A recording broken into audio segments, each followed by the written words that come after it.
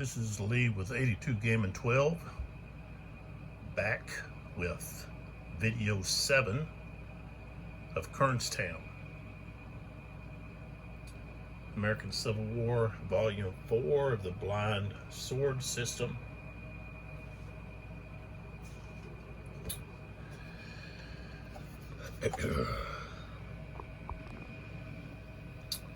And there's actually 2 battles in this volume, and we are simulating the first one, March the 23rd, 1862.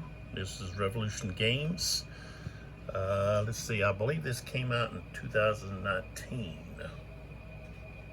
Let's see, there's a copyright right there. Yeah, 2019, so. And let's get some credits here. There they are. Okay, here are our credits. So game research and design, Claude, Whalen. Game map is Richard Barber. Game counters, Charlie Kimball. Game development, Roger Miller. And chief playtester, Stephen Pointinger. No, I pronounced that wrong. Sorry, Stephen. All right. So we are in the 340 turn, and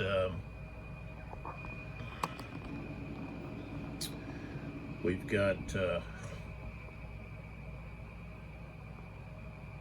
some interesting developments that are going on. Okay. I'm using a different tripod, I guess. In the earlier videos of this series, I used a like a big plastic cup that has a lid and a handle. Also, cups used to be like that. You get them you used to get them at the hospitals. Now they give you a much cheaper plastic cup. These cups were thick, they were heavy. Okay, where I was at, girlfriend has quite a few of them, so I was using one of those because I didn't have my tripod. So here's what I actually use. So you see this, but it's got a limited range, and it's finicky. Okay, it's not so easy to move around, and then of course the light's right there connected to it. So really, I'd prefer to have the lights separate and not have this joined, I guess, have it separate. But anyways, so now I went for this. This is just where did I get this at? I'm trying to think. Anyways, so this here is just a device that's used to hold your phone in a certain position so you can read or watch YouTube videos, TikTok, whatever. Okay, so I'm just using this cup that has a handle. This is a ceramic cup. We used to have quite a few of these, but they've broken over the years, and so I think this is the last one that we've got.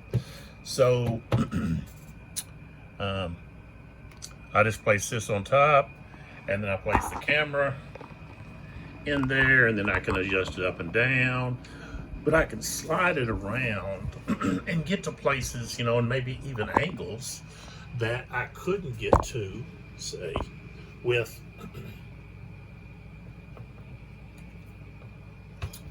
the other camera. I've got to do something about that.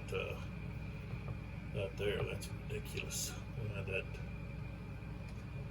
There we go. Just minor now. So, so this allows me to even, if I want to get over here and look at the commanders of the different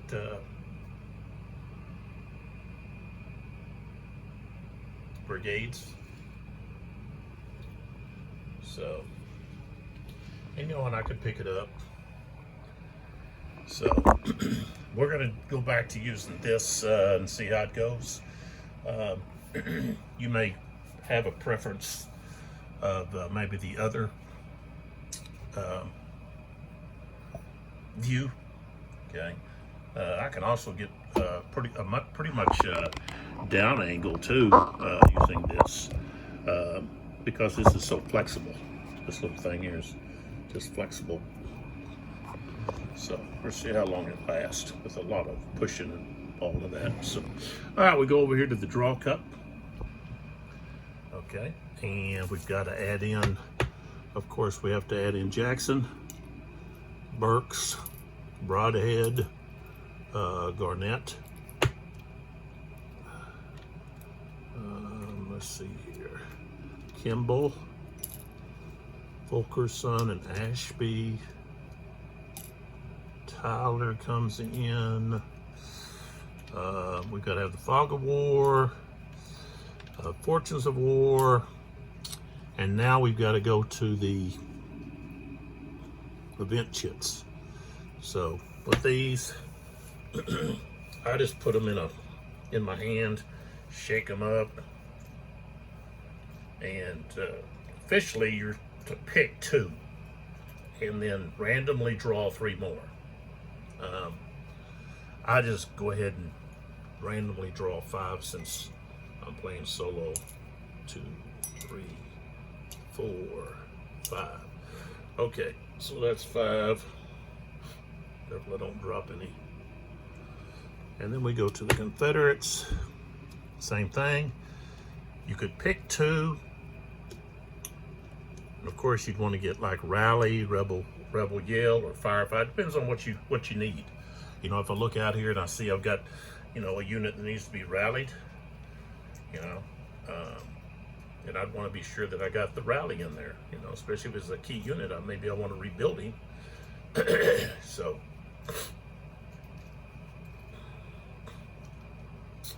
but I'm just randomly picking. How many is that? 3, 4, and then 5.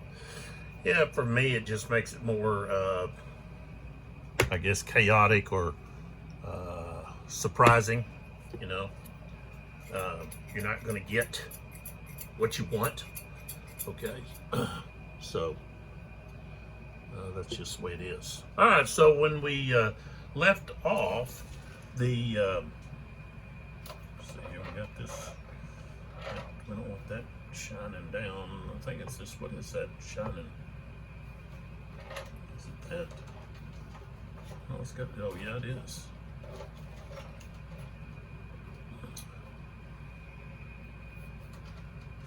Okay. Just trying to figure out what this line over here is. I don't see it, but on a camera, of course, I do. It's picking up the light. Okay, so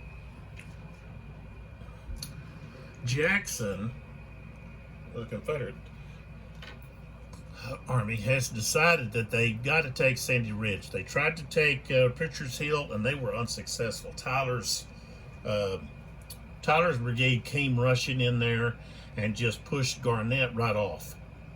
So now we've got Garnett has moved a couple of regiments on top of Sandy Hill.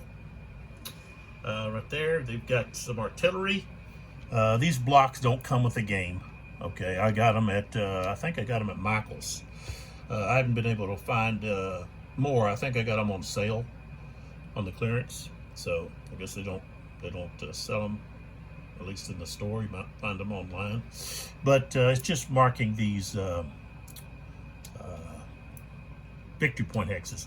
You don't need to use blocks or anything. Hey, if there's a star symbol there, okay, clear as day. All right. Just for me, I like to have something that says, oh yeah, there's those, don't forget about the victory points. So, same thing here, we've got one on top of Pritchard's Hill. And the Union get 3 points per turn for holding that. And the Confederates get 1 point per turn for each objective they have over here. And right now they've got 2. Okay. They all start in the control of the Union. So Confederates got to move over there, and that's what they've done. They've just tried to go up up and take Pritchard's Hill, but were unsuccessful. So and we've had quite a few casualties here, as you can see. Tilt this down some. Sullivan, every regiment he's got is battle worn, okay, and so you know he's hurting. Kimball is in a bad place also. They've got one unit that's way out here isolated, and could be in the danger of being attacked by Ashby. Okay, maybe a charge here. While the Confederates have been able to rebuild their units. Okay, and Burke's is it's right there. Burke's is 4 regiments are all healthy. So, and Garnett has got 1 unit over here on the broken track. So if we go up to the broken track, we see that there's 2 Kimball units ready to be rebuilt to the map. When they get rebuilt from the broken box, they get rebuilt on their battle-worn side, and they can't recover to full strength. Okay, it would be nice if we had like a and I know that you can come up with something else, but it would be nice to have a counter that you could put underneath them, just to say they were broken, it maybe just says broken, and then hey, this one can't be rebuilt to full strength. I could use a skirmish marker, for my own. That would be easy to use. Skirmish underneath instead of on top, so the skirmish underneath would just say, hey, it's broken. I could put a block on it, but blocks kind of, I want something that goes with a counter, that moves around with it. So, okay, so victory point wise, the Union has a 14-point lead right now. Okay, and talking about the Sandy Ridge here, the Confederates at the conclusion of the 6 p.m. turn, they get bonus points based on how many of these victory point hexes they control. So if they control at least 4, they're gonna get 20 bonus points. Okay, on top of whatever points they've acquired through each turn that they have some of those victory points. The Union doesn't get victory points for these. Okay, what happens is the Union has to keep the Confederacy from getting those victory points. So the Union is kind of forced to not just sit back, but to then aggressively attack and try to displace any Confederates that are in these hexes. Okay, one thing is this is the highest ground in the area. High ground is important. If you can get your artillery on top of it, you can do some damage. Especially if you have rifled artillery, you're firing at a distance, so which the Confederates don't usually have. I showed you the picture of the wall from the north to Antietam. I don't know if you call that like a a collection of notes and almost like not biographical, it's reports and just commentary, so forth, but north to Antietam. So at the end, I'll talk about these books as I have before. Since I'm showing them, I want to give names of publishers and authors and so forth. So you've heard me talk about all of these if you watched the videos. The last series I did, The Day Was Ours, I brought these up. But this the Stonewall in the Valley, that's dealing with Kernstown. Kernstown's one of the battles of the Valley Campaign. So, all right, so let's jump into it. Wasted 15 minutes here yakking about whatever. but we were doing some backup coverage here. Okay, so the first thing we have is we've got artillery. I guess I haven't turned these around yet. Thought I did. Okay, I guess I just missed that one. Okay, so the first thing I want to do is I'm gonna use Jinx first. Okay, over here, and what we have here is Jinx is being assaulted and harassed by the 5th Virginians, the Garnet Brigade. So, and I've changed dice to see what happens here. So if you see these, that's just what these are. So, all right. So Jinx, which is the 1st West Virginia artillery, it's A, has 4. Okay, at close range, it's 150%. So now he's at 6. Okay, he's not going to get any other benefit because he's not smoothbore. So smoothbore was effective using canister. It's like a shotgun, except at a much larger scale and so much more devastating. So, okay, so we're at 6 is where we're at. Let's get everything situated here on my charts. Okay, so we're at 6. Move this over. All right, 6. Uh-oh, jeez. Talking about, look at this, a 65. Okay, did I show you all the 6s that I rolled the last video? Oh man. Okay, so 6 is 65, and Garnett is he's not supported, so the 5th Virginians are at 4, so that's going to be tough. Okay, so they made a mistake rushing up there trying to take those guns. All right, so we got 52. Okay, so that's going to be depleted and retreat. So Garnett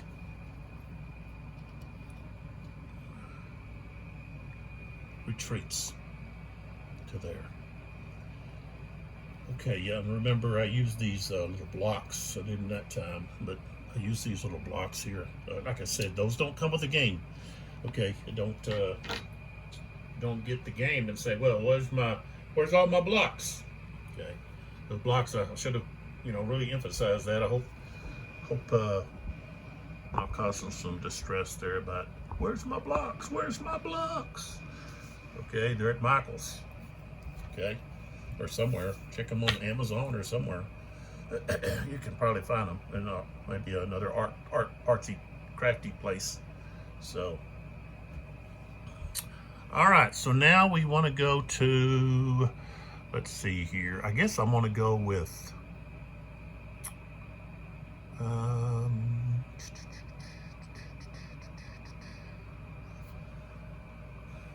Who do we want to go with now? Jinx, I need to turn. Okay, like that. What else we got going here? Somebody's shaking. Oh, that's Garnett. Okay, so we've got Waters, Carpenter, A and B. So we got a total of 6, all smooth bore right there. Okay. Now, let's see what kind of targets they've got. All right, so in this game, this is just light woods. So,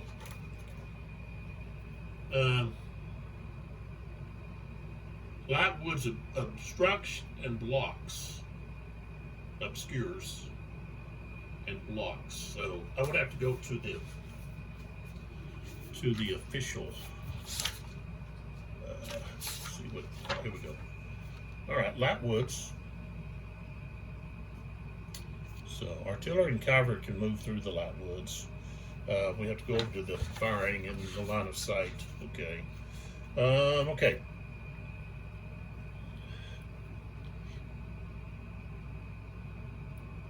Okay. So it says line of sight can be blocked or obscured. by any intervening light woods or orchard or elevation changes, or unit occupied at hexes that the line of sight touches.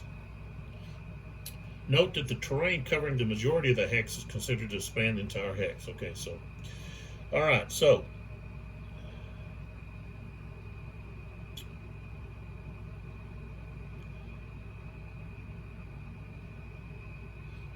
okay, so we've got a firing unit at a higher level. Okay.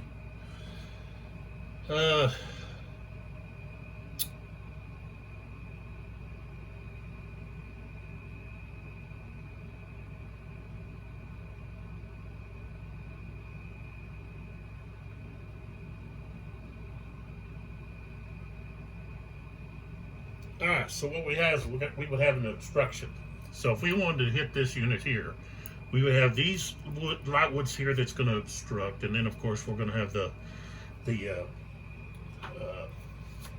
light woods giving some cover on the fire shifts. So if we look here at the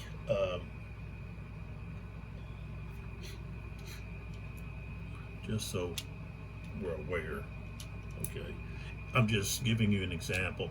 Okay, so if that's where I'm going to fire, okay, then if I pull back and I say, okay, let's take a look at the chart. Okay, we come over here and we take a look at, okay, so what we're looking for here is target in light wood. So that's a shift to the left one. Okay, orchard. Okay, so he's not in orchard. That's an orchard. Okay, that's woods, light woods. Okay, this over here is light woods. Okay, so that one doesn't apply. Firing through light woods or orchard is going to be another shift. So we're talking about 2 shifts to the left if we fire on that target. Okay, so that's, I'm just giving you some information there about that. And the range, and just talking about the line of sight there is 12.1, and it's very clear. You just, all you have to do is open it up and you just follow the Roman numerals down and find what applies. And so, very well done rule book. It's well organized. The words used are easy to understand, but they also are descriptive and explanatory. So, all right, so we have a range here of 1, 2, 3, 4. Okay, so that would be within the effective range, but you're going to have a 2 shift to the left. Okay, and so instead of being a 6, okay, they're going to be a 4. All right, and got a pretty good chance of making some kind of impact on that. But we could also just fire right here at Jack's artillery. Okay, and 1, 2, 3, 4, same situation, except we don't have the column shifts. So we are sitting at 6, and that's what we're going to do. We're going to fire right there at Jinx and try to disrupt Jinx or deplete him, do something. Well, the 21 is not going to do anything. Okay, well, let's see. He's going to have a 2 because he's not supported. So, all right, so we were ineffective there with cavalry. So we're going to, cavalry, artillery. Here's actually where the victory point should be, not there. But let's just put it on top there. Like I said, we've got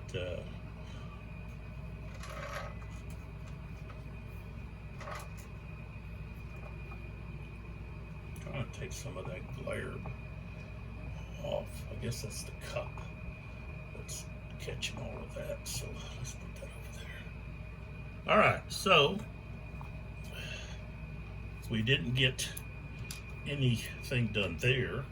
All right, and so what we do is we just shift around And we move over here to Huntington.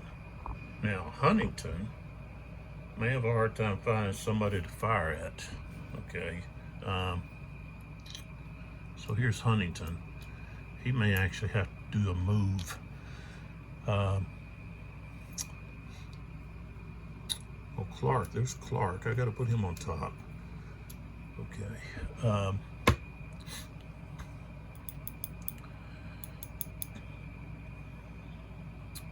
He's on 6. He's on 6. These guys are lower. All right, so he could possibly fire at either Fulkerson or the Chew artillery unit here with Fulkerson underneath here. See, that would be East Smoothbore. That would be long range. He can't fire. Let's see. Well, let's see. He's actually on 7, so he could fire from here to here. And that probably might be closer, or he could fire over here at Lanier and take his, able to disrupt him from firing or doing anything.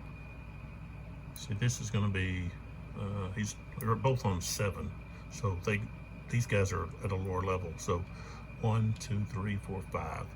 That's within effective range. So that would be 6.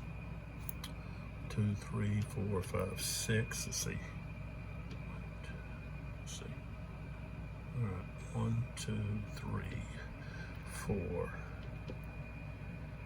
5. See, that's kind of. So you'd have to go 1, 2, 3, 4, 5, 6. Yeah, it'd be 7.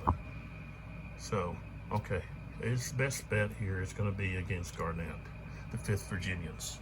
So that is who he's going to fire against. Okay. So we've got Huntington firing with 6 and 24. 6. He's going to have at least a 2, and he does. He's got a 3, even though he's got a 4, but he's unsupported. All right, so that was ineffective.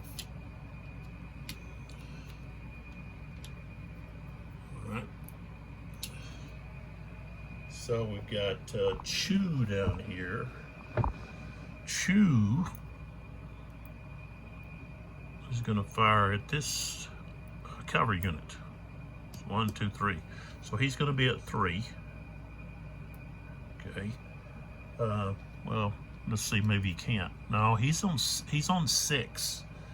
So he can't see him. So he's just going to have to move. He doesn't have line of sight because he's not. If he was at 7, he would. At least to this guy, this unit. But he's here. He could possibly see somebody maybe over in this area. Okay, possibly here, but not there. So, moving people around here, my fingers. All right, so he's going to have to just move. So,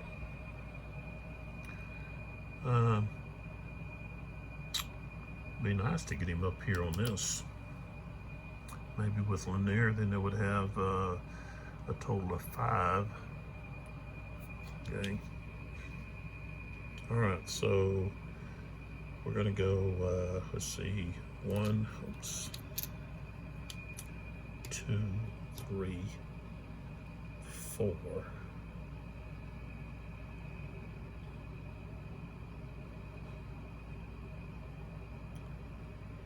5.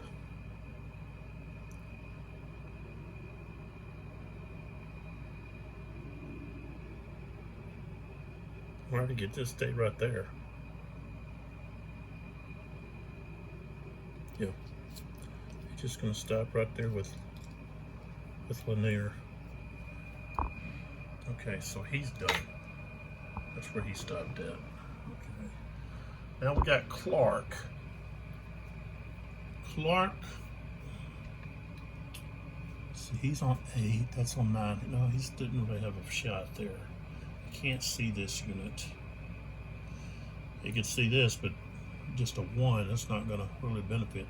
You could actually move up there with Jinx, though. They would have then 6.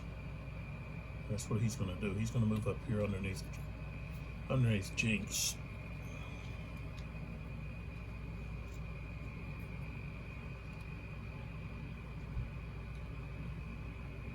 Okay, so that's done. Lanier, he's actually on 8. You can see Tyler right there. 1, 2, 3, 4, 5. Okay, so he's just gonna take a pot. I'll tell you what. 1, 2, 3, 4. He's gonna take a pot shot right here at Jinx. He's got a 2. Okay, so 32. Nothing. Okay. So Lanier was not successful. All right, I believe that's all of the artillery that we have.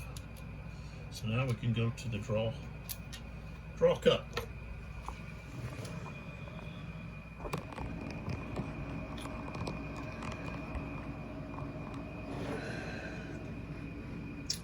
One thing I think with the other camera mount, I could get in a position where I could pull back and see everything. Okay, but we kind of spread out now, so it's not so easy to see everything as it was. So, all right, shake that draw cup up, pull one out. What do we got? We got Rally. Okay, so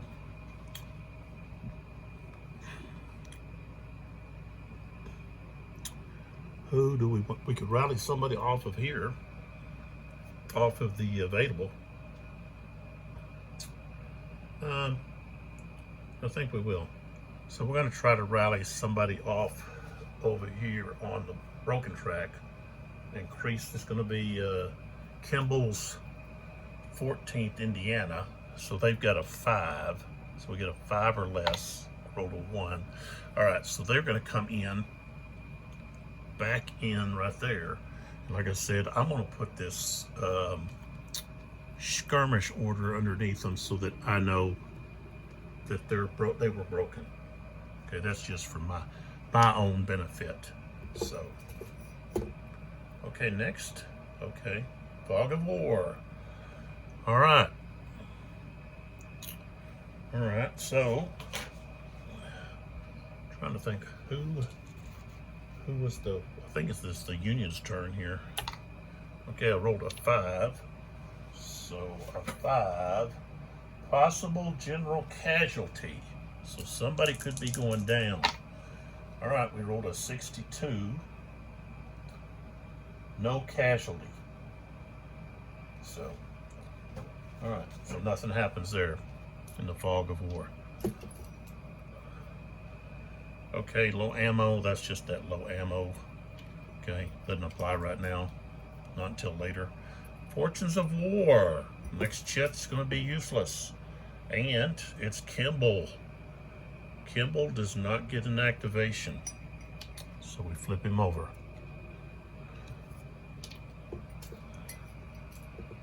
He's, ice cream has arrived at his 10 or something. Okay, we got Brigade Reserve Movement. Okay.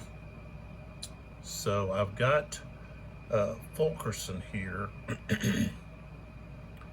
But I think I'm gonna move Burks. So I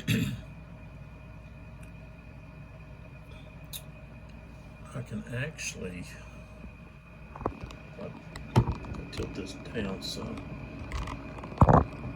Okay, moving Burks, I can engage. They get 6 movement. So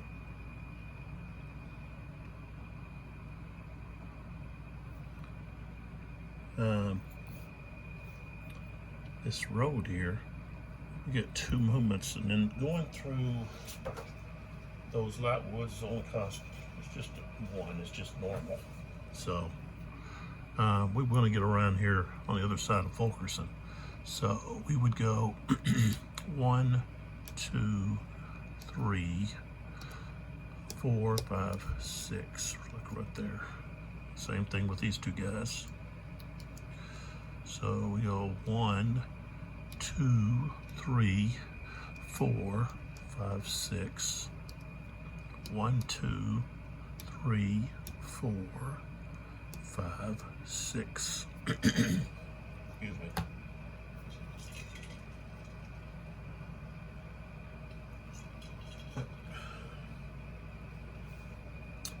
All right, so that brigade order is complete. All right, next chip. Oh, we got Fulkerson. All right, so Fulkerson.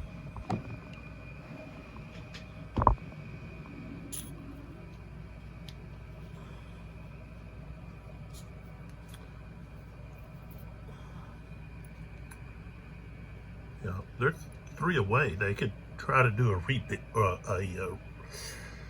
regroup, but I've got to roll first to see what happens here.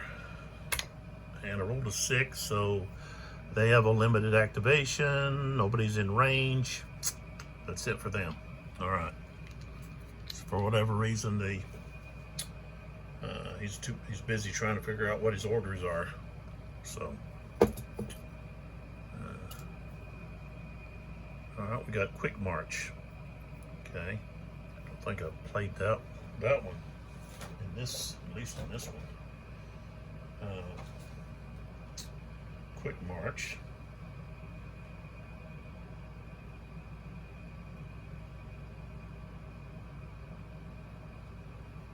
Okay, so I can just use it to increase their movement.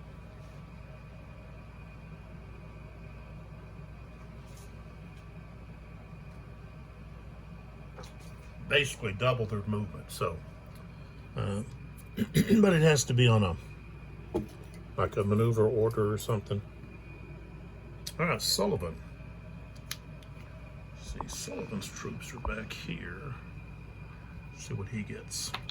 Oh, he gets limited activation, which means he can't do anything either. So he's done.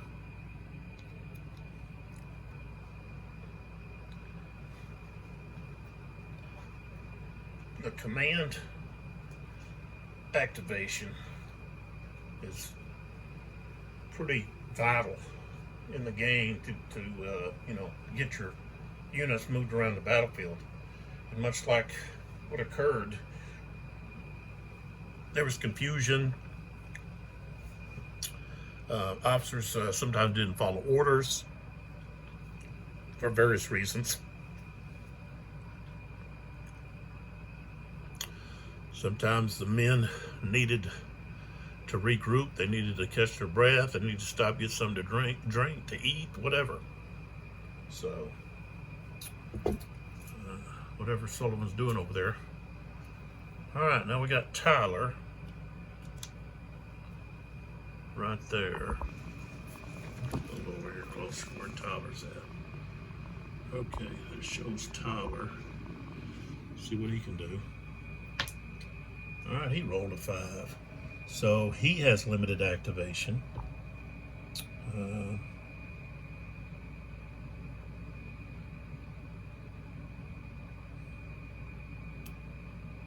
All right. I can fire with this unit to here. It's going to be a range of 2. They got 5 strength. They're both rifled. They're going to be halved. So that's 2.5. So it's going to be at a 2. He's going to have to roll at least a 54. And he got a 22. So nobody else is in range of anybody. So a lot of inactivity going on. So what happens next? Uh-oh. Jackson. So Jackson can now make a decision on whether or not he could actually move or try to regroup Fulkerson down there.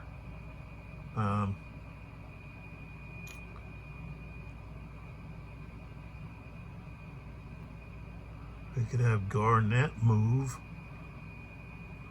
and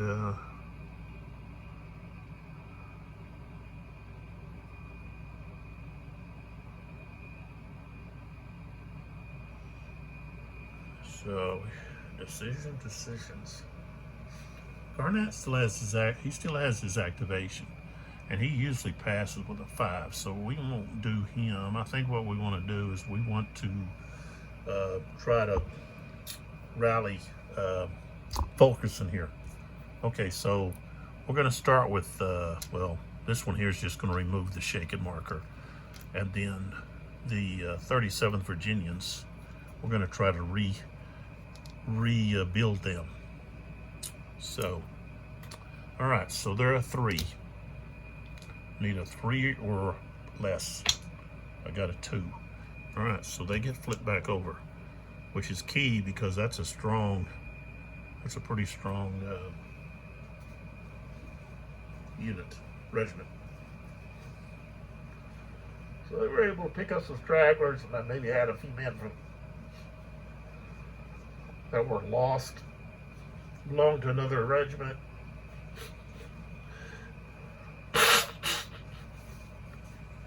Jackson hurried up the stragglers. He did that. He was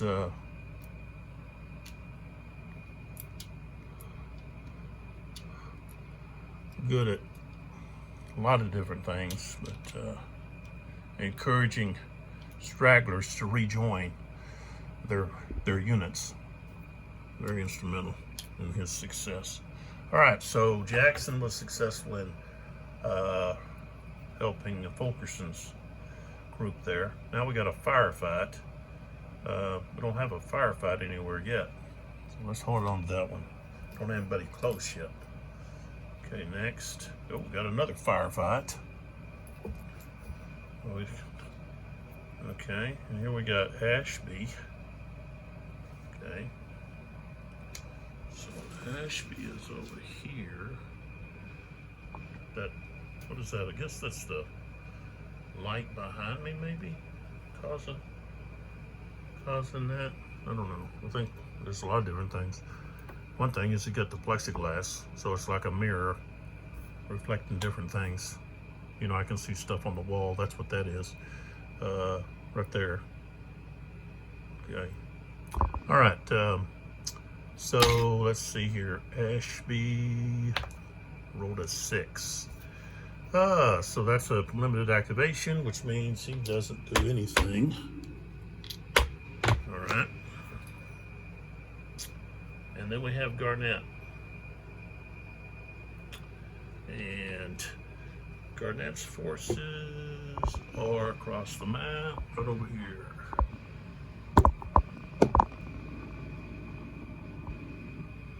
All right, let's see what Garnett does.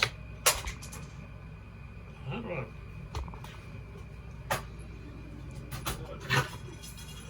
Just drop that dice somewhere. I have to just pull out another one. So that one probably knows where. Okay, let me just, I got another one that looks just like it over here. I'll just pull it out. I need a dice tray that's got, and I rolled a 5, which means he activates. So the only time he's not going to activate is if I roll a 6. All right, so with Garnett, I think I just want to do a maneuver. I'd like to attack Jinx again, but not with the 5th Virginia. So we're going to do a maneuver, and with that we can do a quick march. Okay, So we do the quick march. Let's see here, make sure I do it right. Okay, double the activated brigade's movement. Roll one die before moving any units. On a roll of 1 or 2, you must apply morale hit on any one unit. Roll one die before moving any units. Okay. Can't be played on brigade that already played brigade reserve movement this turn, and they haven't. So I can actually double movement, which I don't need. I'm gonna get 6. What's this here?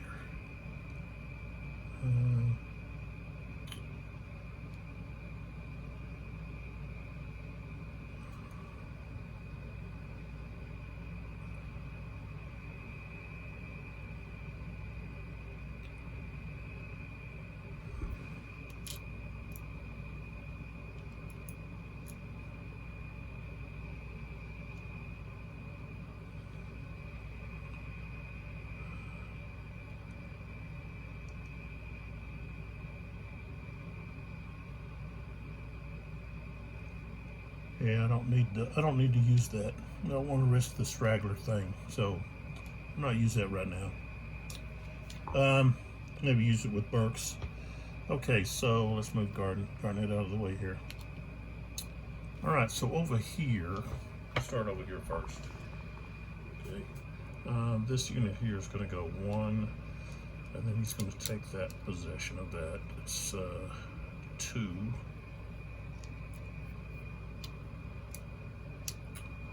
And then he's going to go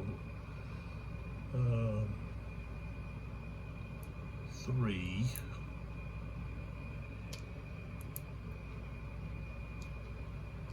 4, 5. And then come back to here, 6.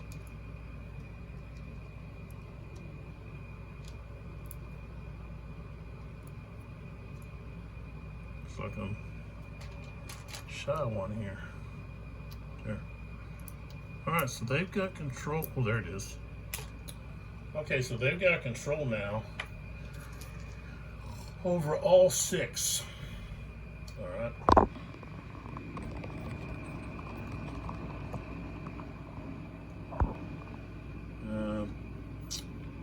And then here, I'm going to leave that one there.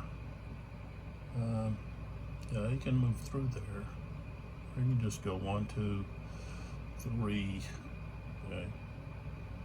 So he's going to go right there. 3.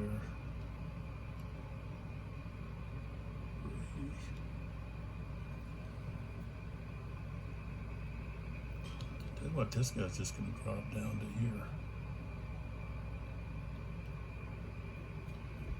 Like that. So. And then we have the 5th Virginian over here. 1, 2, 3, 4, 5, 6. Alright, so Garnett's done.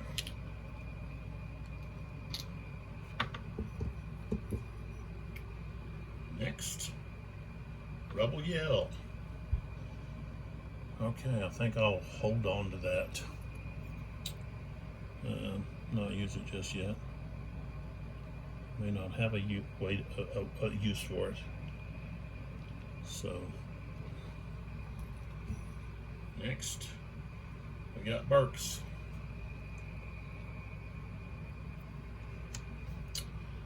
And Burks is down here. And let's see what Burks can do. Rolled a 6, so they're not doing anything. They're just sitting there. All right, so I didn't leave much left in the cup here, I don't think. Okay, we got a rally. So let's see. I could try to rally Lanier, I think. Let's look here.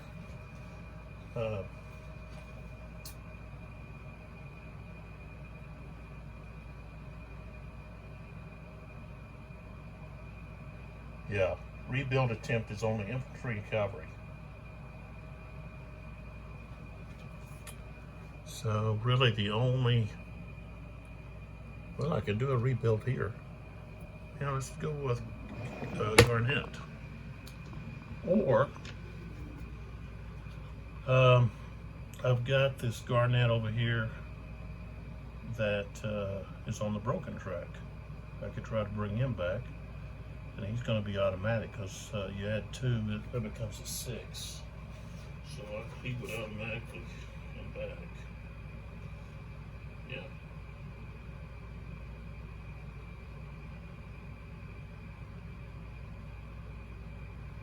And you can't use that in the broken. So yeah, I'm going to do the Garnett over here in the broken track there. He's coming back.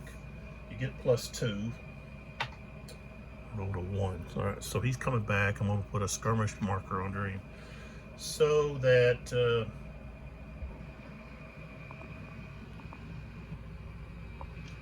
we know that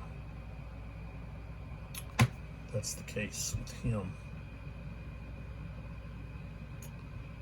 And he is going to, I'm actually put him back here, right there. All right. Find ammo. Okay, that doesn't apply right now. And then we have Broadhead. So we go down here to Broadhead and see what he can do. All right, he can have full activation. So he's not going to be able to rally that guy. He'd have to have a rally chit to do that. So 3 of them can actually go to dismount.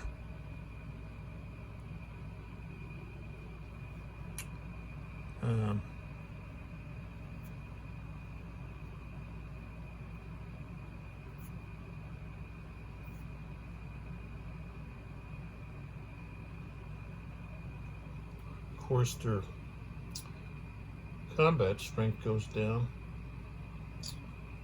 by 1. And they're still CC, which means they don't have any range at all. So they can't do any kind of firing.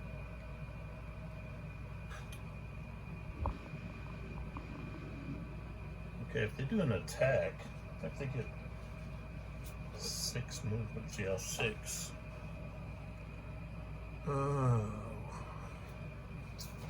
But upper slope costs +2. 1, 2, 3, 4, 5, 6. Yeah, they can't.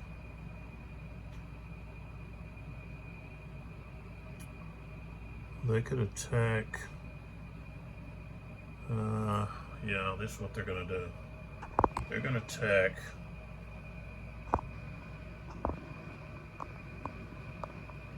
They're gonna attack the 23rd Virginians right here. Okay. So this unit here, that's 1, 2, 3. Moving through light costed 2. You'll go there.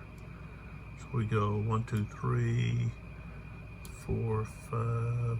You can't get there. So he'll have to just stack there. And then these 2 guys.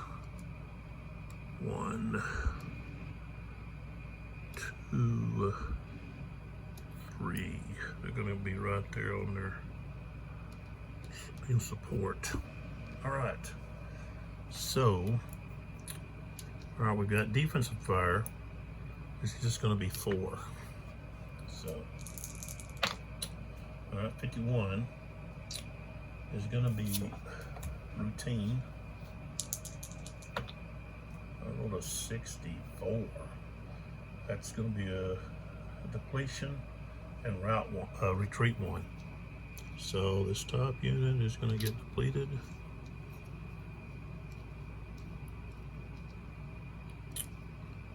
And I got to retreat 1. All right, so that's all of that. So, all right, now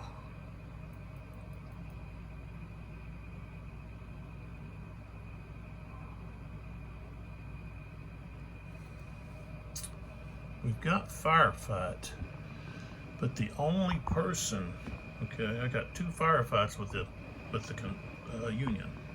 Okay, if we go over here, I'll show you a completely different angle here. One on this side. All right.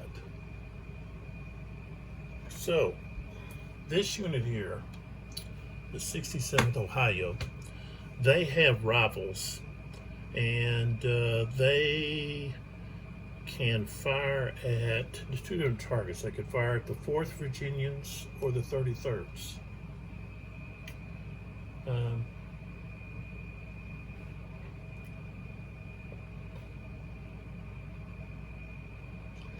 And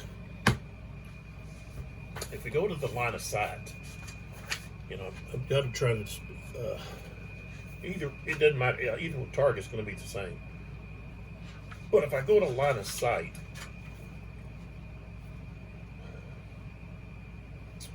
okay, so firing unit is at a lower level. Any intervening hex that is higher than both will block the fire.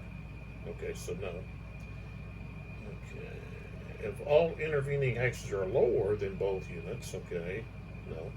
If any intervening hex is at the same level as the firing unit, or higher than the firing unit, and lower than the target, any intervening unit causes obstruction.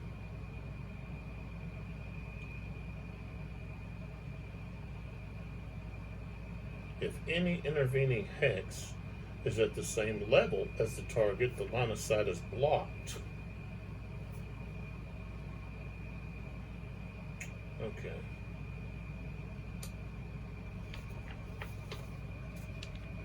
Let's see, they give an example here, 3524. 3524.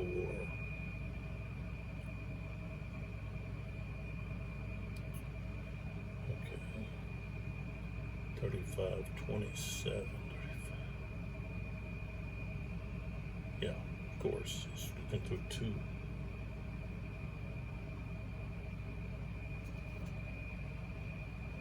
The intervening hex, okay, if I'm looking at the rules here, firing unit is a lower level.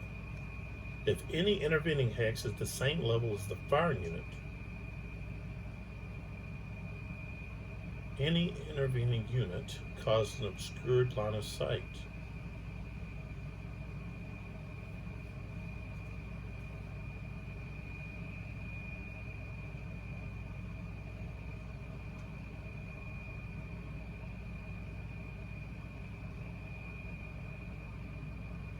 So I guess they're saying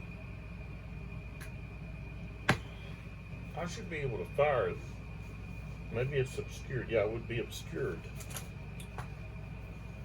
You can fire through 1 hex of light woods or orchard, but it becomes obscured. So this hex here is going to be obscured. So he's a 5. 1, 2, 3, or 1, 2, 3. We're going to go with this one. Okay. Because this here is at 12, so this doesn't interfere. This is just obscured. So he's 5 at 25%. He's going to be 1. Okay, but with the obscured, he's going to actually go down to a C. And with a C, there's no way you can. That unit has a 5. Okay. Now, if he was to fire at this unit, which he'll have to fire at, this unit has a 4. I would have to roll 63 plus. And I rolled a 33, so. All right, so no firefight there. And then that unit can't fire back, he's smoothbore. All right, so basically, let's see, we could do rebel yell. Where would we do rebel yell though? If I do it against the cavalry down here, oops. If I do rebel yell down here, the cavalry unit can just retreat. So I don't have anybody close enough, so I don't get to use the rebel yell. And I mean, with the firefight, we could have the same situation. I'd have to roll a 63, and I don't. So there goes that. All right, so let's pull back, take a look at victory points. Okay, so the Unions still have control over Pritchard's Hill. All right, so they would get 3. Okay, now the Confederates have control over all 6 of the Sandy Ridge and the Stone Wall hexes. So they get 6. Subtract 3 from 6, you got 3. So we've got to subtract 3 on our chart over here. So 1, 2, 3. So we're at 11 now. Okay, not counting in the casualties. So we're at 11. Union have a 11-point lead. This goes to 4 o'clock. And we were able to do 1 turn in an hour. So that wasn't too bad, especially with me yakking for 15 minutes. So we can easily go on to the next turn without any delay. So, all right, so this is the 4 o'clock turn. And flip these guys over.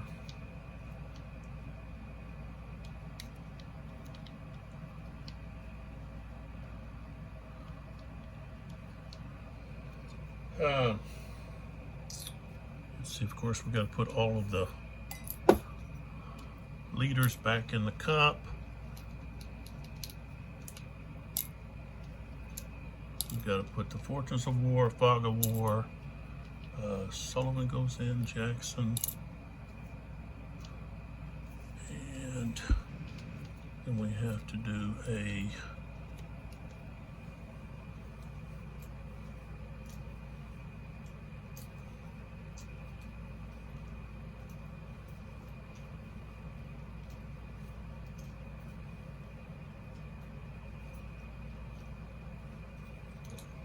all right, so I'm adding 1, 2, 3, 4, 5.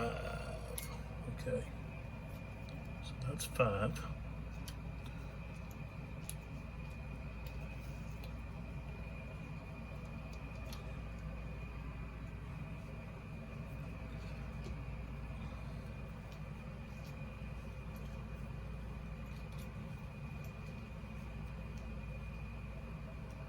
One, 2,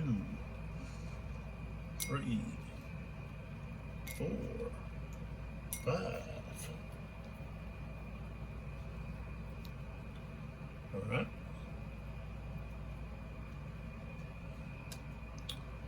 Okay.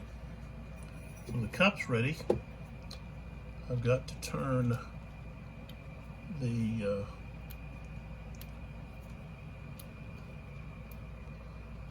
artillery units around so that I'm take my tweezers.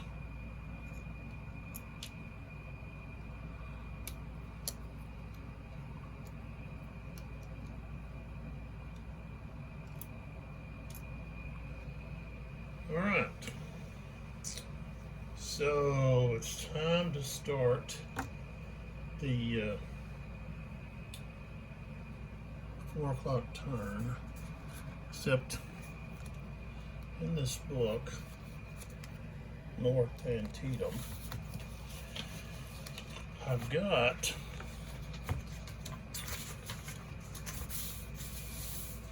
here, pull this out, take a look here. All right, so we've got the Confederate Army forces at Kernstown, March the 23rd, okay, 1862. General Thomas J. Jackson, Major General, okay. There's Garnett, which has, you know, the units, okay, commanders, lieutenant colonels, most of them are going to be colonels, okay. About the artillery, so forth, okay.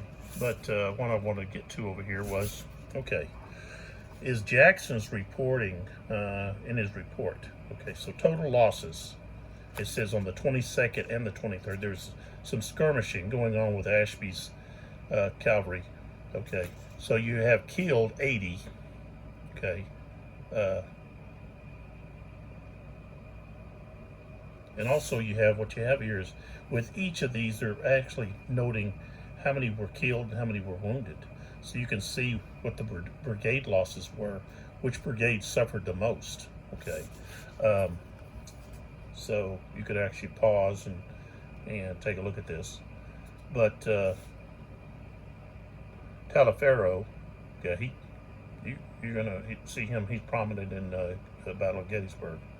So, all right, so I'm going here to total losses, killed 80, wounded says 375, missing 263. Wow, got 263 guys just disappear. Okay, in his report, okay, this is Jackson's report. He says our number present on the evening of the battle was infantry 3,097, of which 2,742 were engaged. 27 pieces of artillery, of which 18 were engaged. Owing to recent heavy cavalry duty and the extent of country to be protected, only 290 of this arm were present to take part in the engagement. So not very many cavalry were available. So this just gives you the official report from Jackson himself. And you got that in here for a lot of these different things. You got, of course, Shields Division, okay, from June 8th and 9th. This is going to be later on, okay. But you got information there. So in the different engagements, okay, over here we've got the forces at McDowell, force in operation between May the 20th through June the 10th for Jackson, of course. And so here's, of course, Kernstown. Mentioned Lanier, Lander, okay. He got sick and died, okay, prior to the battle, okay. And Shields was then promoted to take his, or moved to take his division. So.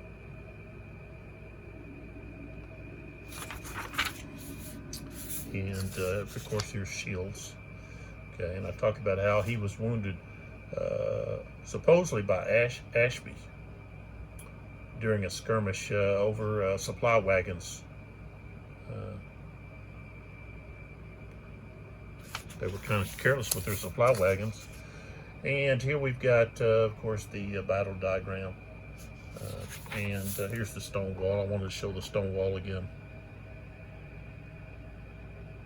So, stone walls right here running along.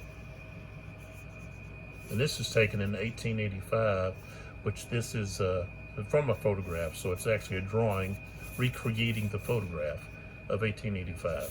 So, a lot of work went into this. And here's Kimball.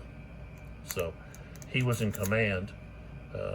He was reporting back to Shields, who was further back in the rear, getting his wounds taken care of. I don't know if he got a full bullet or if he got fragments or something, but he got hit in the chest, and so he had to be taken from the field before the battle. So, but he keeps reporting back, and he's getting reports, or I guess semi-orders from Shield saying, "Hey, you need to do this." But you know, you're in a position where you can see things best, so you make the decision. But he kept telling him to push, to push, to push. He wanted him to push up the turnpike, okay, and try to get in the rear of the Confederates, okay. But Kimball didn't do that. He decided, well, he just put up a defensive line around Pritchard's Hill, and that's what he did. So, but Jackson was outnumbered. He should have verified what the strength was prior to you know, going to the attack. You know, so all right. We've got the artillery here, and Huntington. Well, first, what I want to do is I want to use Jinx. Okay, the Union get to do their artillery first. I want to use Jinx here and Clark before they're maybe hit by the Confederate artillery. And I got quite a few targets here. I've got these two batteries over here that I could fire at, which would be Chew is the larger, bigger, has more guns. I could fire at Garnett, the 4th, the Virginians, the 5th Virginians, or I could fire at these artillery units on the top and try to disrupt them. We've got a strength of 6. We don't get to add, or really we're going to add or subtract anything from that. It's just going to be straight up 6. So we're rifled, so all of those targets are going to be within an effective range. And it's just, well, who do we want to, you know, who do we want to try to hurt? And since we need to dislodge, I think we're going to have to go after that unit. That unit's already hurt, so we could really do something there. So okay, so we're going to go after the 4th Virginia. Okay, and we are rolling a. We need a, well, we're rolling on a 6 column. So, all right, 32 on the 6 column, and that's no effect. All right, so they fired, but didn't cause any damage. All right, so don't really have to really go anywhere or do anything. Let's see, I've got these. This is a mixed. That'd be 5 total. 1, 2, 3, 4, 5, 6, 7. 1, 2, 3, 4, 5, 6, 7. Yeah, that mixed is 7. That would be 7. Both of them are mixed. Yeah. Jinx already fired, so he's already taken care of. Okay, so we are going to fire at Huntington with those units right there. So we've got a total of 5.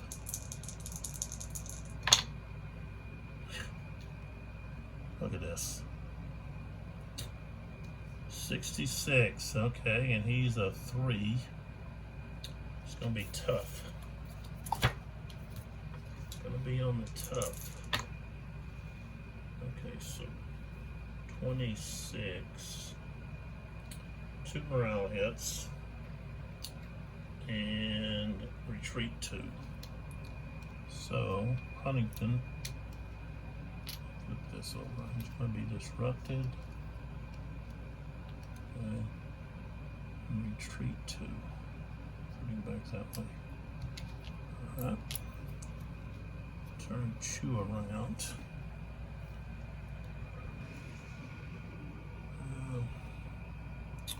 So Huntington was here. He got pushed off. All right. So okay, he's not able to do anything. I think that's all of the. They've only got three. I think they've only got three. Yeah, they only got 3 artillery units. All right, so all right, we're up here with Carpenter and Waters, and I can fire at Kimball, 67th Ohio, or at Jinx. And I think I'll just go at Jinx again. So,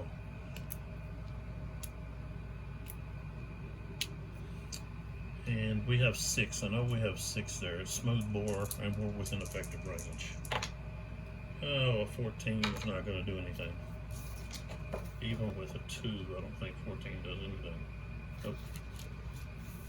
Okay, so, all right, so that's all of the artillery.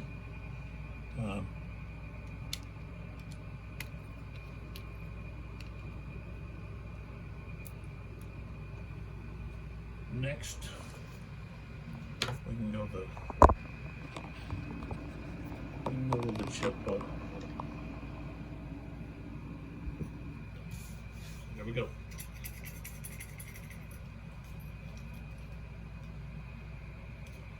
All right, first thing we're out is the Fortunes of War.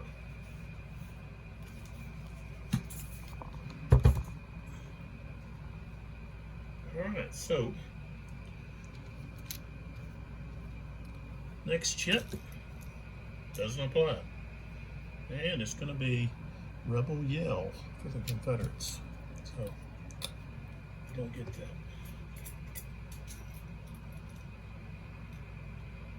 Okay, we got Fulkerson.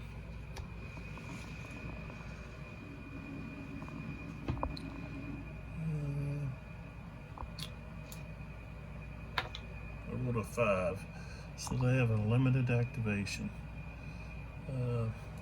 Let's see, smooth bore at 2 is extreme, but he's firing at cavalry.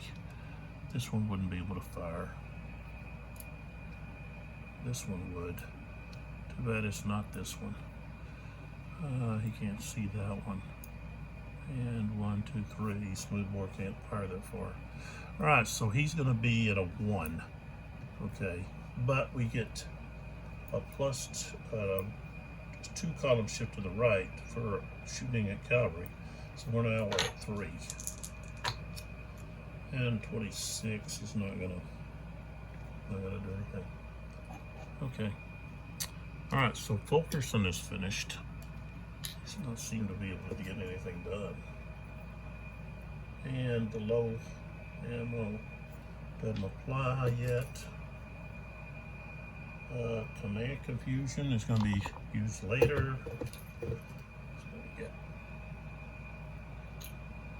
We get Firefight. Not going to apply yet, so we'll hold on to that.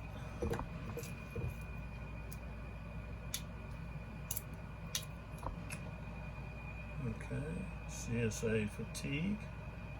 So that would be played as they moved or started to move against a brigade. All right, we got Kimball. Let's put that up there. So Kimball's up there. And let's get this other angle going.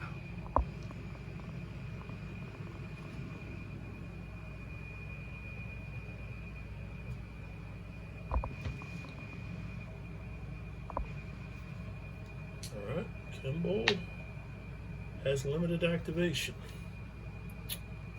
So I would just be, as I had in the Firefight, this unit firing at, we'll just do that unit, and he's got to get, no, I got to go this way because he's got the lower cohesion because of the shaken marker. Okay, so I've got to roll a 63. Nope, didn't do it. All right, so Kimball is done.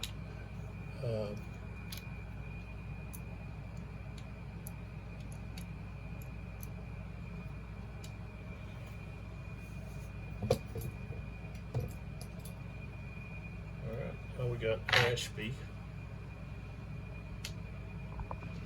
So now we're going to come back to here. Can't do it that way. Let's go this way.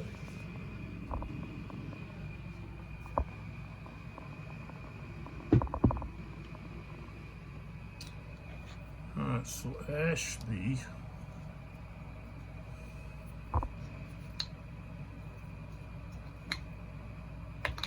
Roll a 6.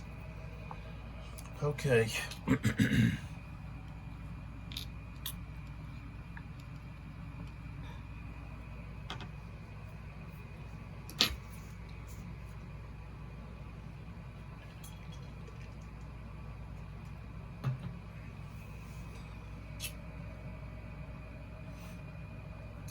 And I'm rolling a lot of 6s. Causing not much to happen. All right, we got Jackson. So Jackson's going to be able to do something with someone, but of course the Union is going to play one of their vent chits. Okay. So Ashby and Fulkerson have already moved, but I could use Fulkerson here and move him, or attempt to move him up toward Chew and Lanier. So let's do that. What do they want to do?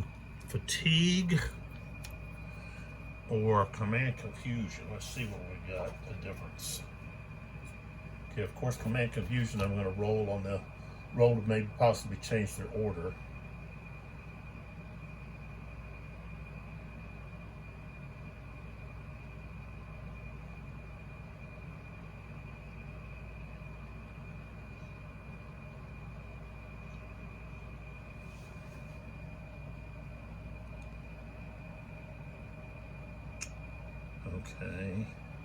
Okay, so CSA fatigue.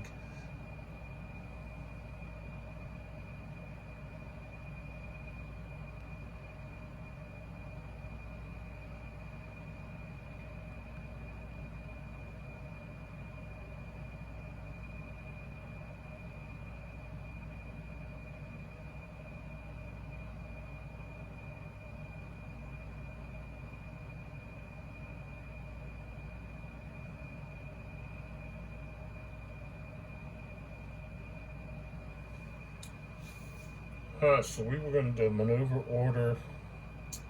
With this, it's basically going to, if I do the fatigue, I'm going to roll one die for stragglers, and the other die is going to be their movement.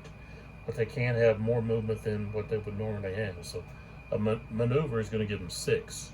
So that's what they're going to play the CSA fatigue. Alright, so. Alright, so we don't have fatigue, but we only get 2 movement.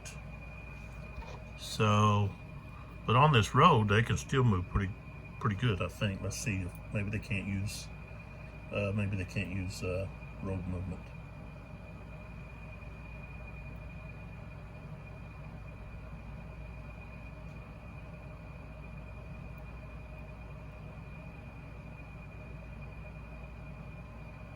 No, it doesn't say that. Okay. So they can still move, well, they can move 2. 1, 2, 1, 2. All right. Excuse me. All right, Jackson's done.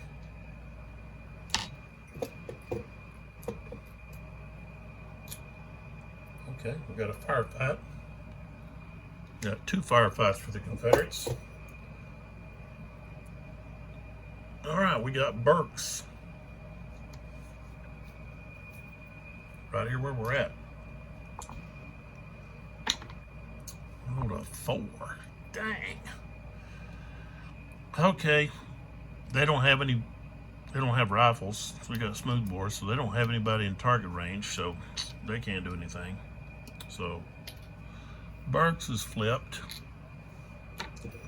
I got 2 Firefights, but I don't think I'm going to be able to use them. Okay, we got Confident. That's only doing a close combat. Quick March. Okay.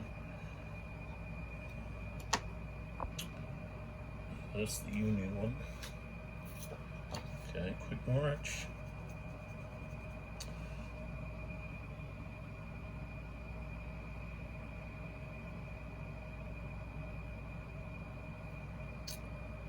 So this would basically be used if somebody's moving. Okay. The only one I got left to do anything is Garnett. Okay, so now we got Sullivan.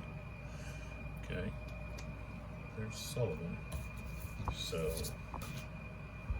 got to slide down here where he's at. Move up on him. Alright, he rolled a 3, so he's going to be able to activate. And they could attempt to recover units, or they could move.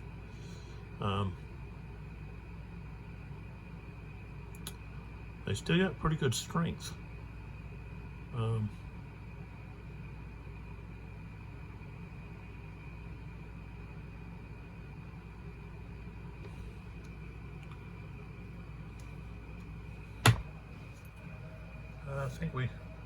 I think we want to maneuver to possibly.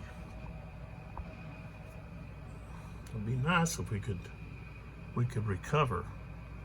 I don't think I want to roll 2 or less though.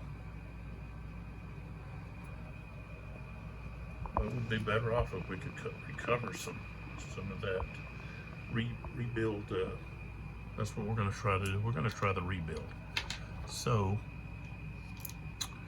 we'll try the 39th Illinois. See if they can round up any stragglers. Nope. Okay, the 62nd. Can they get anybody? Nope.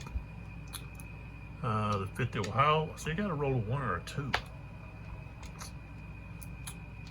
And 13th. No. So the best thing to do with them is to get a rally chit. So just trying to do it with a roll when they got only 2 is wasted effort, I think.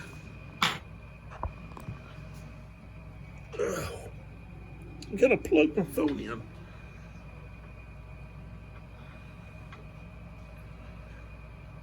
Or it's gonna stop on us. There we go. All right, next chip. Good ground. Okay, so this would possibly be, I want to protect these artillery units, so I'm going to put good ground there on them. That just gives them defensive support.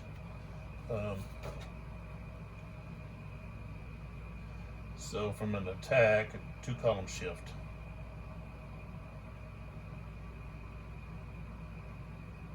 From either fire or close combat.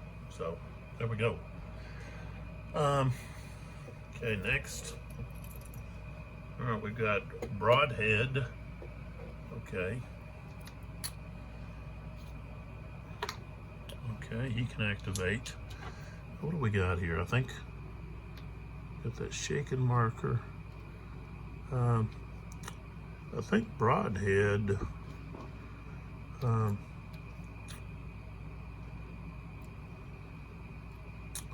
I don't think he's going to do it.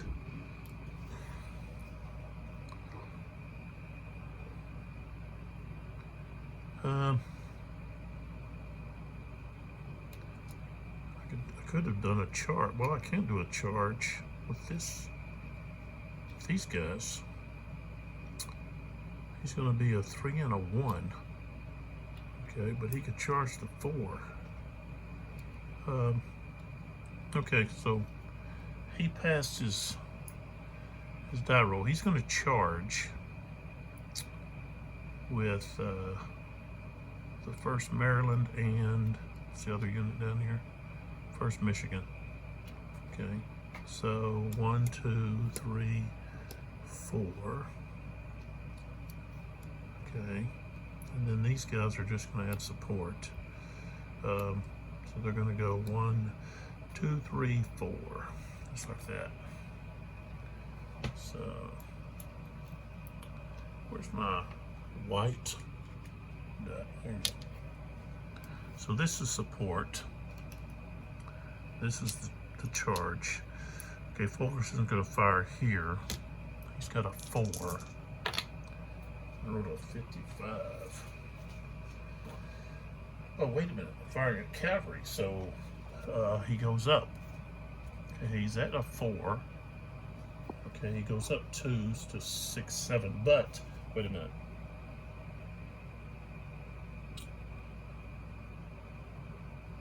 I thought there was something about.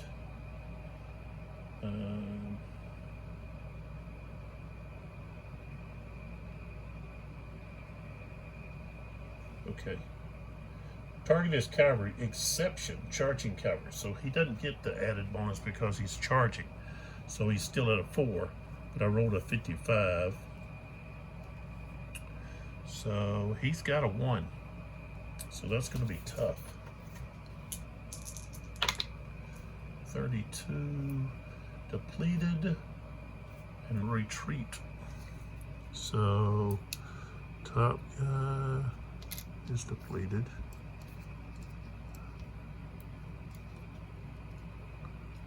Forced to retreat a hex. Now that means this guy has to now attack.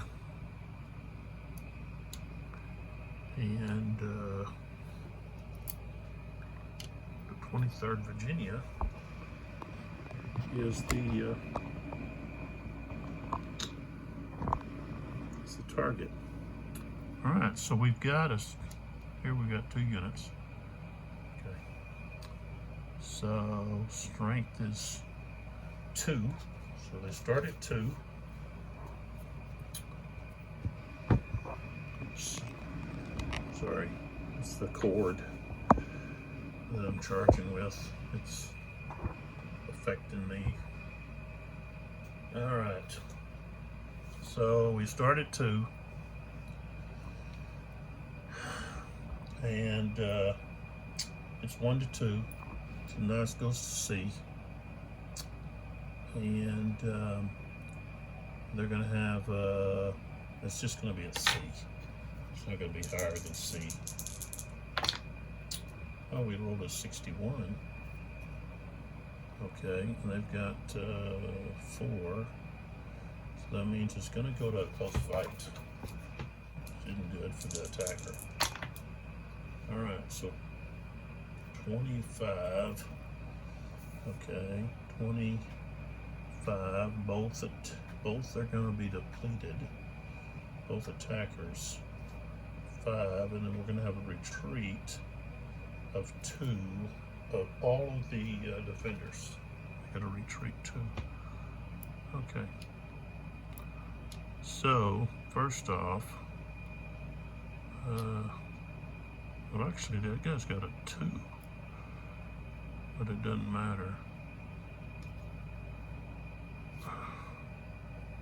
Okay, let's see if he's going to the broken box. Yes, he does. This one's going to the broken box number 2. But he is a, if you look here, this yellow circle means that he doesn't get to go to the broken box. He just eliminated. What's the term that they use? Fragile unit, maybe. So if they've got that orange circle, that's what that means. They don't get to go to the broken box. They're just eliminated. So that's okay. Now the other one is going to just go to broken box 1.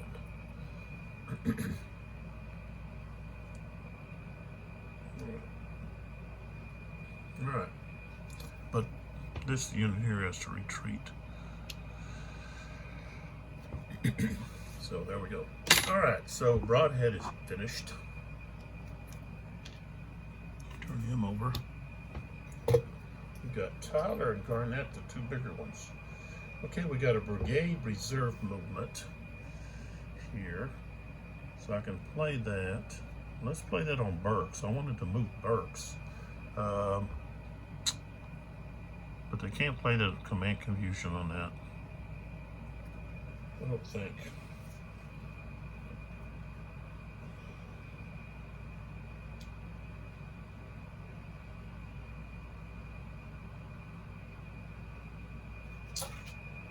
Okay, so we're gonna move Burks.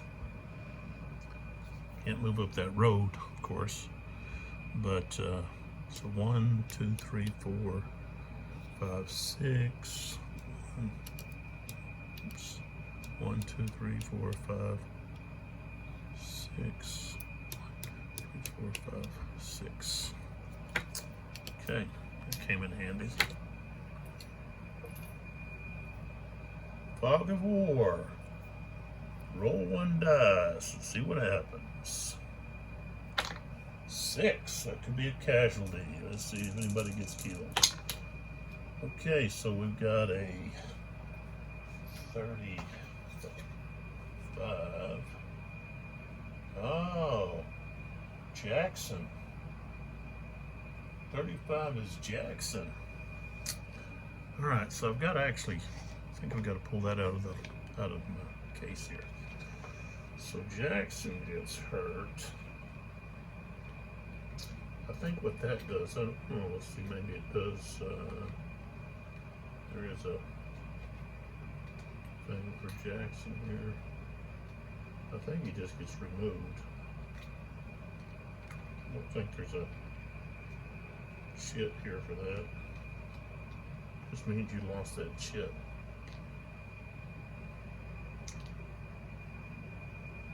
No, here he is. All right, so the Jackson chit comes off, and you get this. So Jackson is either wounded or killed. We don't know yet, but that's what goes in. So now they got to roll. Got to roll. Okay, so now we have Tyler. All right, so Tyler.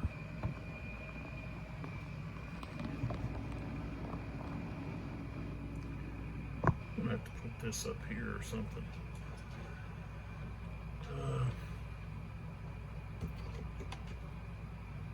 do it like that, I guess. Okay. All right, so Tyler, there's his forces. Is he gonna be able to do anything? Yes. All right, so he's got full activation. And I think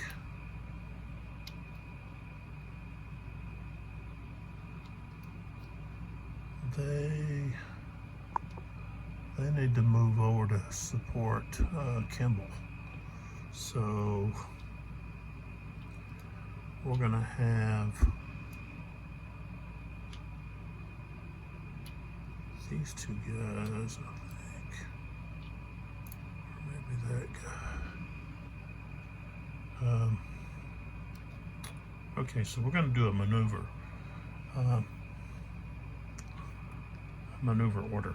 So we're gonna move over to prepare not only to defend the artillery here, but also to help Kimball in the assault on Sandy Ridge there.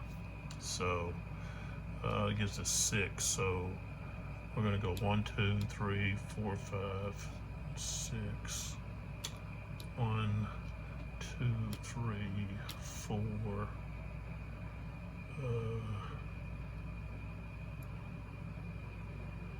See, what is that?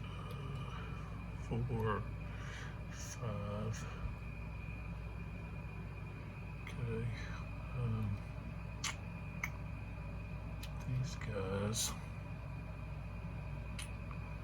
Okay, we're going to go 1, 2, 3, 4, 5, 6. Go to that road. 3, 4, 5, 6. 2, 3, 4, 5. 1, 2, 3, 4, 5, 6. All right. The only one that didn't move was this one here that's sitting on Richard's Hill. So, all right, there's Tyler, so he's finished. Okay. And then we have Garnett. All right. So,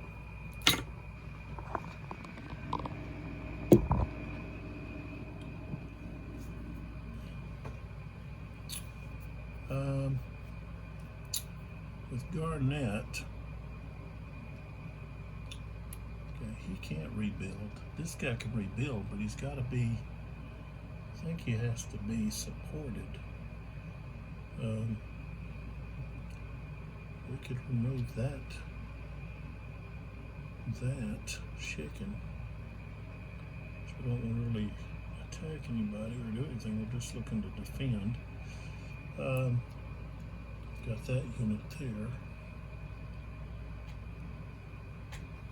Let me see here. I think in order to rally, you've got to be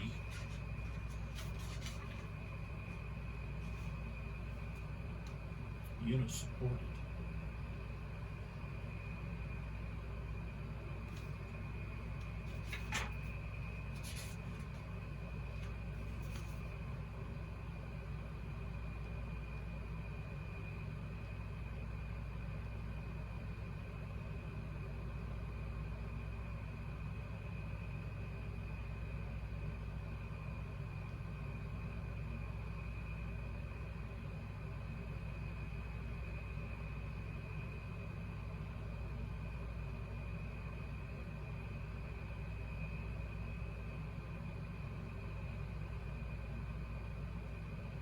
Okay, so it doesn't say anything about needing to be in support. So, all right. So we're going to do a rally rebuild attempt here. Okay, so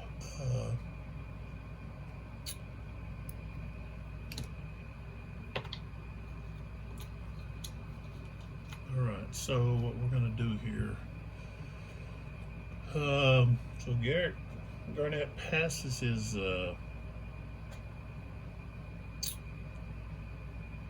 Is a die roll. So now we're looking at, okay, here we're just going to remove that chicken marker. That unit can't be routed. This unit here is going to try to rebuild.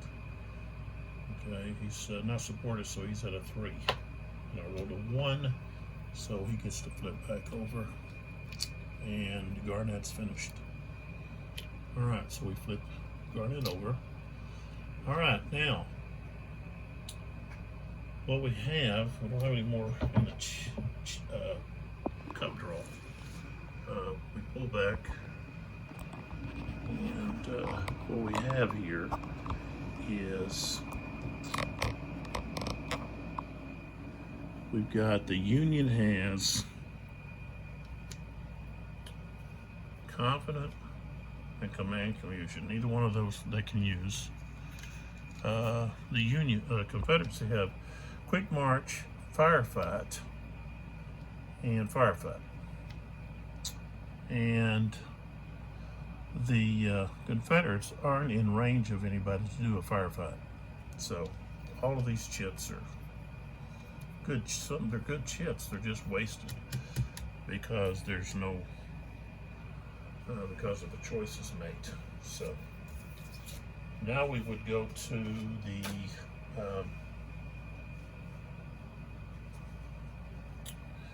we looked at the the victory points.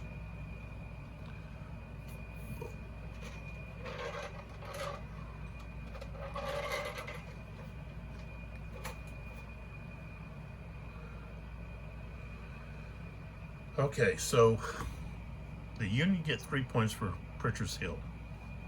Okay, and then of course, if we get closer up here, the Confederates have all 6 of the Sandy Ridge. Well, there's 2 Sandy Ridge, and then the stone wall. There's 4. So 3 minus 6 is 3. So we subtract 3 more from the Union total over here on the broken Victory Point track. So they were at 11. So now they're just going to be at 8. So now it's been cut down to 8.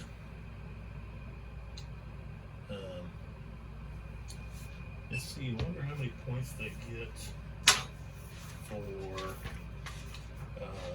get loss of a leader. Let's see here.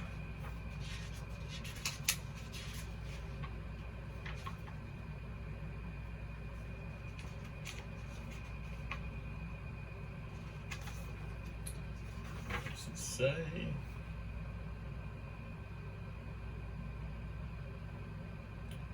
I don't think it's on here.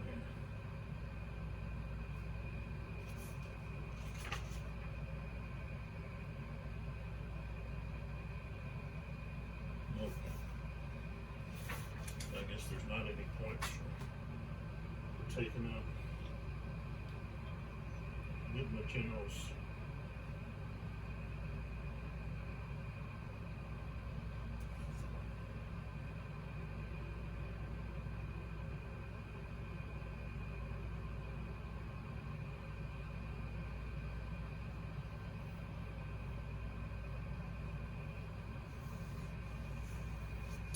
Okay, so we're looking at an 8-point lead for the Union, and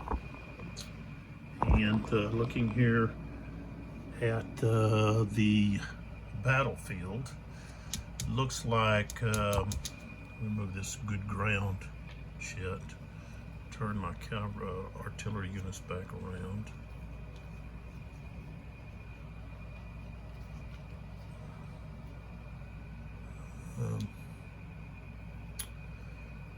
Garnett has a pretty good defensive position over there on Sandy Ridge. So it's not going to be so easy. What's happening here? Falling over.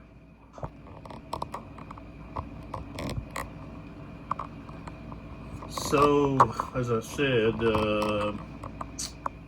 Kimball hasn't been really able to do much. Like I said, I've been rolling a lot of 6s on these activations. But let's see, Tyler, you know, he's not at full strength. He's got regiments that are battle worn. Same with Kimball. Kimball is pretty shot up. Sullivan is way back here. Hasn't been able to manage to do anything. And then we still have the 8th Ohio B, okay, over here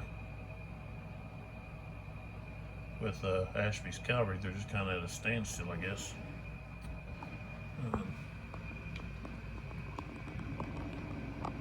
They're exchanging recipes or something. Surprise. Pot surprise. Over the fire, maybe.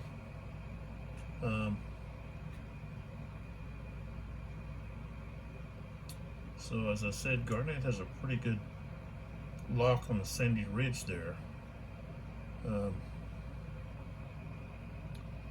It's going to take Kimball some time to even get up those slopes, and then get over there to where the stone wall's at, to right over there to even challenge Garnett for that. If you look at the terrain, it's pretty rugged, you know, and the maneuver, they only get 6. So, you know, each slope they move up is going to cost them +1, And if it's a steep slope, it's +2. So, and if I have to go down a steep slope, it's +1. So, I could take multiple turns. And that was the 4 o'clock turn, so we're actually into 4:20 on the next video. So what we've got here, I'm gonna pick this up off the backs. Okay, so what we have here is we've got a shift. The Confederates have shifted to the left, if you see here, and so we're ending up. Here's Kernstown, okay, so they've shifted over this direction, and the only difference is, I think in the actual battle, Tyler came in and went along this road here, and then down or through this light woods and rough terrain over here, crossed here to the stone wall where Garnett's men were waiting along the fence there, or the wall, the wall. And so there was a fight there over that wall and control over Sandy Ridge. So this is starting to look like that, except of course the Confederate forces are weakened. I mean, the Union forces are weakened. A lot of casualties. And they've got units spread out over here, a whole brigade here that needs to move over and at least protect Pritchard's Hill, since Tyler's moving off of it. So right now it doesn't look like the Confederates are in that big of an issue. They're not too bad a shape in what's transpired over the last couple turns.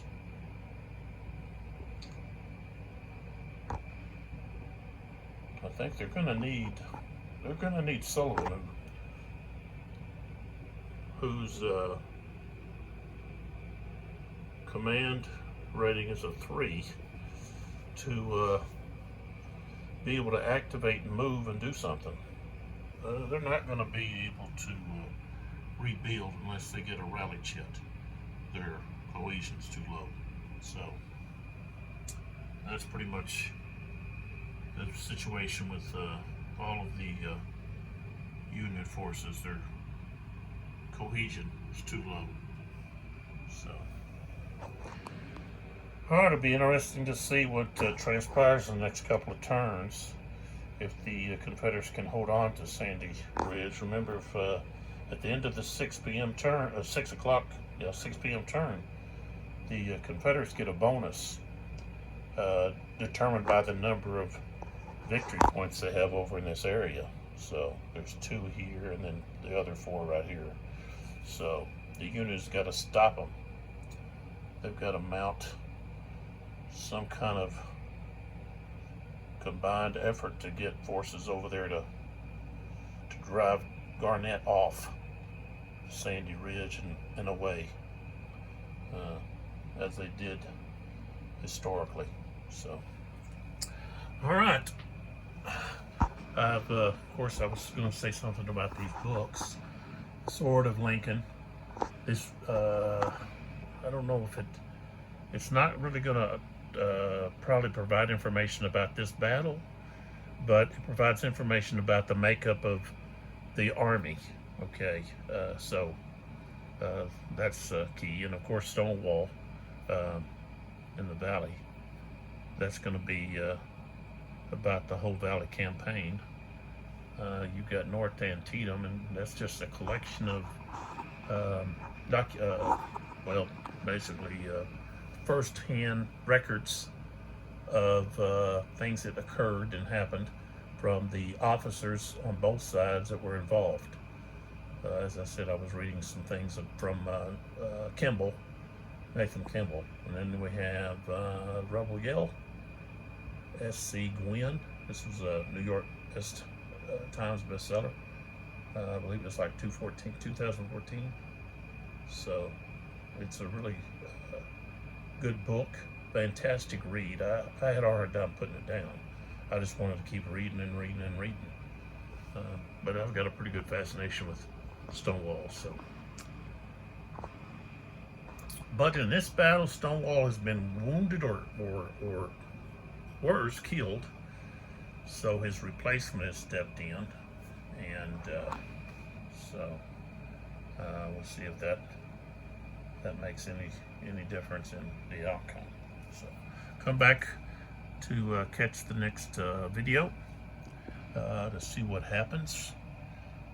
It'll be the 4:20 p.m. turn, and I'll try to get that out as quick as I can. This one I'll load up, and I put these over on Board Game Geek too. So once I load them on YouTube, then I move them, or don't move them, but I copy and share them over there, because BoardGameGeek.com is a great place to go and find information about games. I go there all the time. If I don't know what a game is about and have a hard time finding information, maybe I can't find any YouTube videos, I'll go over there and I'll get all kinds of information, reviews, about the game, so forth. I could give reviews over these games, but I mean, you watch me play, I think you can judge for yourself whether or not I'm enjoying it or not. I think this is a great system, and I'm having a lot of fun with it. So, and like I said, it's not overly complicated. So much of the chrome and the intricate details are in the charts, okay, in the combat charts, the modifiers, so forth. So, and also in the chit pool, the event chits, command activation rolls. So you got that chaos, you got that unexpectedness. You don't know what's going to happen, whether or not you're going to get Tyler's brigade to move, if they're going to do anything this phase, or what's going to happen, and so all of that makes it very exciting, whether or not you're going to be able to get your forces where you want them to go. You might have command confusion. You might have fatigue that sets in. So that's what all these chits are about. Unexpectedness, chaos, which was on the battlefield. I know with the Gamers Civil War Brigade system, one of the big complaints with that and the Napoleonic brigade system, which was very similar, was the command structure. A lot of people didn't like the command structure because it was so, I guess they felt it's too easy for your commanders to just stop and not continue their orders, okay? But that happened. That's what's so fascinating about the game, is the command system. Okay, the command system was revolutionary, in my opinion. And it didn't allow you to have full control over your plans and what was going on. You might have a commander that, you're asking him to attack, and maybe he's attacked, but because of losses, he's now, his rating is affected, and so when you roll to see if he's going to continue the attack, maybe he doesn't, and maybe you're on the verge of really getting a push through, creating a breakthrough, and you got the commander that's like, "Whoa, I've taken too many losses," and so he pulls back, whether to pull back and regroup, or pull back to a defensive position, and so forth. So, and you have the same thing similar here with the command structure, and you've got your orders to choose from, and then of course, if you don't get the right roll with the command activation, and you just get the limited activation. They're not gonna do anything except fire. So there's a lot of that that's built into this system concerning you not having full control. So, and that's kind of neat. I like that that you can't just move your everything counters everywhere you want, and like so many games where there's not any kind of limit on what you can get your units to do. I like to have limited control over what I want my forces to do. I'm the overall commander here. I'm playing Jackson, or I'm playing Kimball, and there's times Jackson wanted Garnett. He court-martialed him because Garnett didn't give him the bayonet. He ran out of ammunition and pulled back. And Jackson's like, attack, but he couldn't get anybody. He stood there trying to get the forces to stand their ground, and they didn't want to. We're out of ammo, so we're pulling back, and so he got court-martialed. And there's a big stink about all of that that took place. But anyways, all right. So this has just gone over 2 hours, and actually, I think I finished in about 45 minutes, I think, on the actual playtime of a round of a turn. And I know I did close to that on the first turn I did today. So I'm getting faster, and I'm trying to limit my yak to the end. That way, hey, if you don't want to listen to me yakking, just you can stop watching and move on to the next video, or go do something else. It's not going to hurt my feelings. If you want to sit and listen to what I say, I might be giving you some tidbits of treasure, historical treasure, I guess, out of some of these books. Okay, I'm not an authoritative figure on the Civil War. As I said, most of my attention has been just toward Thomas Jackson, not too much else, just what he was involved in. So, and even with him, I don't know it all. I read that book, but that was several years back. But I know that is my favorite Stonewall book. Okay, and like I said, just because it really pulls back the different layers of the man. So back to here, it looks like we've got some interesting things developing. Whether or not the Union can get organized and get some of their units to move, just wait to see.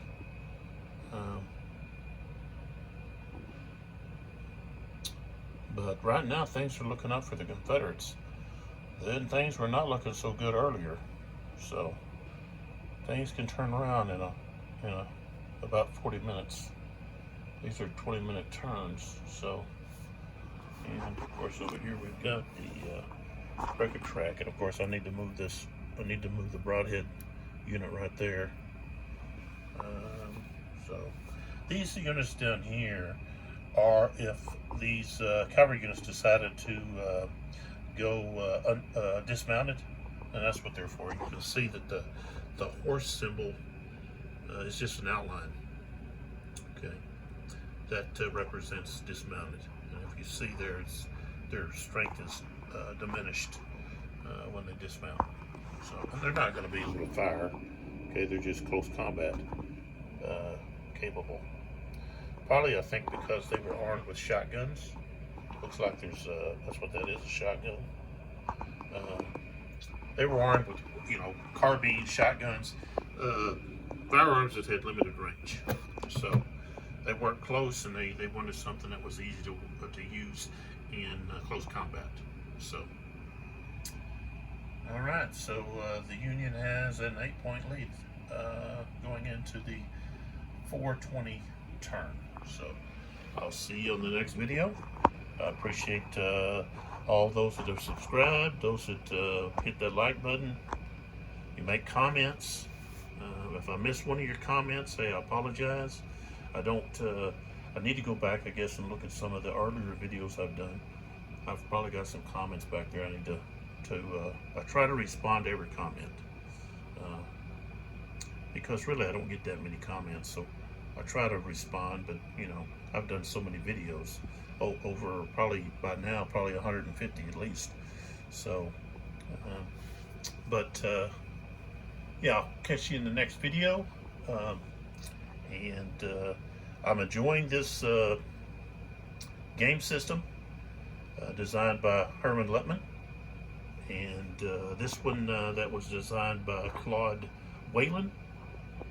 It's a very good system. Someone put in the comments that it would be a good system to learn the blind swords game, and I agree. You've got Kernstown, which is really a small battle, and then you also have of 1862, and then you have the later battle of 1864. So you've got two battles that you can experiment with and learn. The terrain is not too difficult to understand. You know, it's easy to distinguish. Put that back over there. Distinguish what's steep. Okay, this is steep. Okay, this here is not steep. There's only one line. See how there's two lines here? There's two lines. Okay, anywhere there's two lines, that's steep. So this is not steep here. So we've got steep over here. We've got two lines right there. That's steep. Not this, but right there. So